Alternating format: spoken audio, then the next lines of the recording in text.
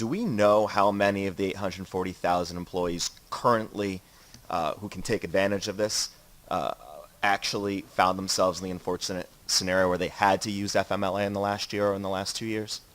Representative Rojas.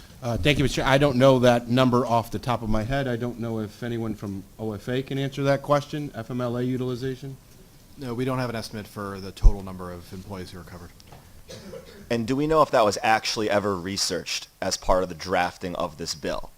Even if we don't have the stat here, was that actually researched at all? Is anyone aware? I'm not aware of that being researched, no. Okay.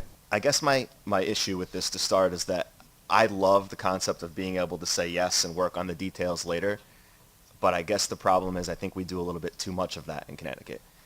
I'm sitting here asking, does anybody know how many people used FMLA in last year, and nobody in this room can answer that. That's terrible.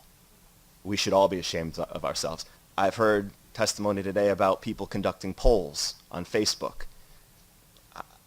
I don't know how we can come up with legislation like this by just doing a poll on Facebook. We should know every stat. We should be able to back into that 0.5% payroll deduction and say, well, it's based on this. It's based on this is how many people needed to use it. This is their average amount of time they used it, and this is why it makes sense.